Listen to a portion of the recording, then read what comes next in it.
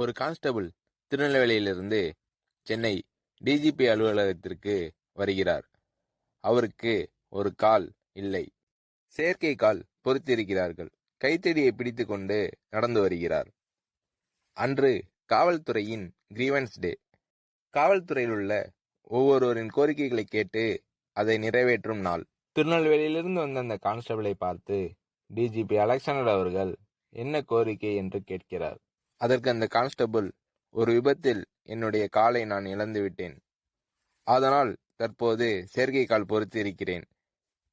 இந்த செயற்கை கால் வெயிட் அதிகமாக இருப்பதால் என்னால் இதனை பயன்படுத்தி கொண்டு நடப்பது கஷ்டமாக இருக்கிறது.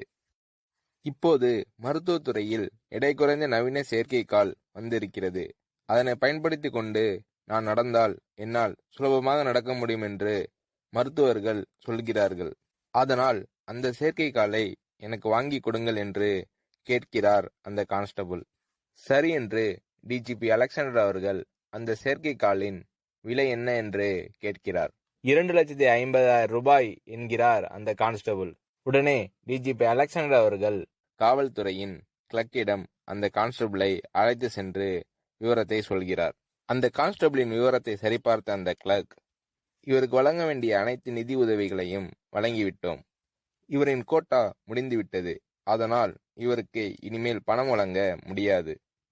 உங்களுக்கும் இவருக்கு பணம் வழங்கும் அதிகாரம் இல்லை என்கிறார் கிளர்க். டிஜிபி அலெக்சாண்டர் அவர்கள் அந்த கான்ஸ்டபிளை திரும்பி பார்க்கிறார். அவர் பாவமாக நின்று கொண்டிருக்கிறார். உடனே அந்த கான்ஸ்டபிள் டிஜிபி அலெக்சாண்டர் அவர்களிடம், சார், உங்களுக்கு அதிகாரம் இல்லை என்று எனக்கு தெரியும். நீங்க அம்மா அவர்களிடம் போய் கேளுங்க, அவங்க நிச்சயமாக கொடுப்பாங்க சார் என்கிறார் அந்த கான்ஸ்டபிள். டிஜிபி அலெக்சாண்டர் அவர்கள் அந்த கான்ஸ்டபிளிடம் மனு எதுவும் இருக்கிறதா என்று கேட்கிறார். உடனே அந்த கான்ஸ்டபிள் தான் அம்மா அவர்களுக்கு எழுதி வைத்திருந்த மனுவை டிஜிபி அலெக்சாண்டர் அவர்களிடம் கொடுக்கிறார். அம்மா அவர்களிடம் சென்று டிஜிபி அலெக்சாண்டர் அவர்கள் அந்த கான்ஸ்டபிளின் விவரங்களை சொல்லி அவர் கொடுத்த மனுவை கொடுக்கிறார். அந்த மனுவை படித்த அம்மா அவர்கள் டிஜிபி அலெக்சாண்டர் அவர்களுக்கு சிறப்பு அதிகாரம் வழங்கி அந்த கான்ஸ்டபிளுக்கு 2,50,000 ரூபாயை வழங்க உத்தரவிடுகிறார். பிறகு டிஜிபி அலெக்சாண்டர் அவர்கள் அந்த கான்ஸ்டபிளை அம்மா அவர்களிடம் அழைத்து வருகிறார். அந்த கான்ஸ்டபிளிடம் அம்மா அவர்கள், உங்களுடைய டிஜிபி உங்களுக்கு கால் வேணும்னு சொல்லி சிறப்பு அதிகாரம் கேட்டார். அந்த அதிகாரத்தை நான் கொடுத்திருக்கிறேன்.